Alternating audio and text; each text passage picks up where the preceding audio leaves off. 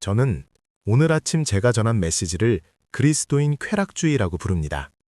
어떤 분들은 이를 천국주의라고 발음하기도 하죠. 사실 쾌락주의라는 단어는 세상적인 정욕, 이기심 등 부정적인 의미를 담고 있어 거부감이 들 수 있습니다. 하지만 제가 그 앞에 그리스도인이라는 단어를 붙였을 때는 그 의미가 완전히 변화되기를 원했습니다.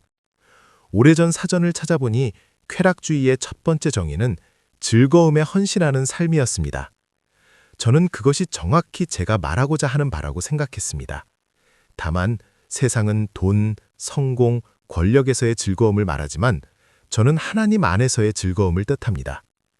시편 16편 11절 말씀처럼 주의 앞에는 충만한 기쁨이 있고 주의 오른쪽에는 영원한 즐거움이 있나이다.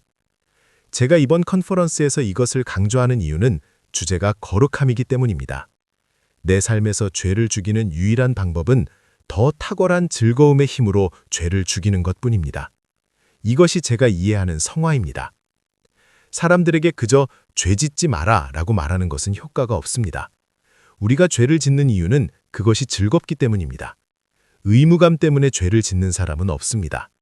죄가 주는 즐거움보다 하나님 안에서 누리는 즐거움이 더 크다는 것을 발견할 때 우리는 비로소 죄로부터 승리할 수 있습니다. 저는 신앙적인 가정에서 자랐습니다. 제 아버지는 제가 본 사람 중 가장 행복한 분이셨습니다. 아버지는 복음을 전하기 위해 1년에 3분의 2를 집 밖에서 보내셨지만 저는 단 한 번도 그것을 원망한 적이 없습니다. 어머니가 아버지의 사역을 진심으로 사랑하고 지지하셨기 때문입니다. 제가 70년이 지난 지금도 기쁨을 이야기하는 큰 이유 중 하나는 제 아버지가 하나님을 온 마음으로 사랑하는 가장 기쁜 사람이었기 때문입니다. 부모님은 제가 대학과 신학교에 있을 때 편지 끝에 항상 고린도전서 10장 31절을 적어주셨습니다. 먹든지 마시든지 무엇을 하든지 다 하나님의 영광을 위하여 하라. 하지만 당시 저는 나의 행복과 하나님의 영광이라는 이 두 가지를 어떻게 연결해야 할지 몰랐습니다. 행복을 추구하는 것이 죄는 아닐까 고민했죠. 하지만 하나님은 우리를 행복을 갈망하도록 만드셨습니다. 그것은 잘못된 설계가 아닙니다. 1968년부터 1971년 사이 제가 신학교에 있을 때 제 세계관은 완전히 뒤바뀌었습니다. 특히 다니엘 풀러, C.S. 루이스, 조나단 에드워즈 이 세 분의 영향이 컸습니다. 1968년 가을 저는 서점에서 C.S. 루이스의 영광의 무게라는 작은 책을 집어들었습니다. 루이스는 이렇게 말했습니다.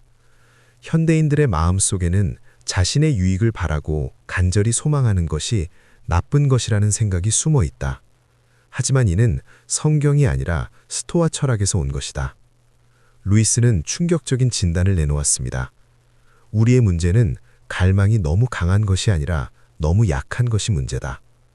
우리는 무한한 기쁨이 제한되었음에도 불구하고 마치 바닷가에서의 휴가를 상상하지 못해 빈민가 웅덩이에서 진흙파이나 만들며 노는 아이처럼 너무나 쉽게 만족해버린다는 것입니다.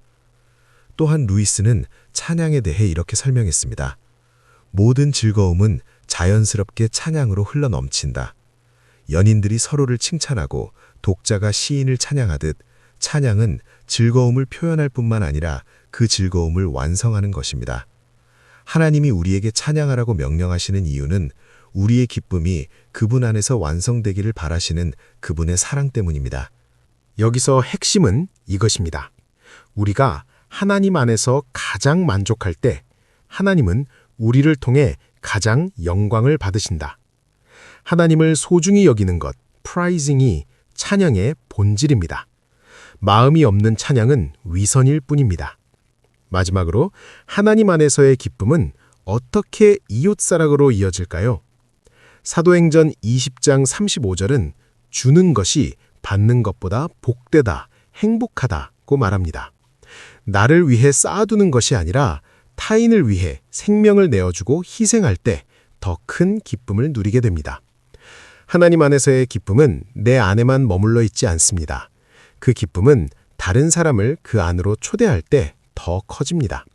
제가 여러분에게 이 말씀을 전하는 이유는 여러분이 하나님 안에서 더 큰 즐거움을 발견하고 그 나라를 위해 생명을 내어놓는 삶을 살게 될 때 저의 기쁨 또한 더 커지기 때문입니다. 기도하겠습니다. 하나님, 그리스도가 이 세상 그 무엇보다 더 매력적이고 아름답고 가치 있고 만족스러운 분으로 보이게 하여 주시옵소서. 위대한 예수님의 이름으로 기도합니다. 아멘.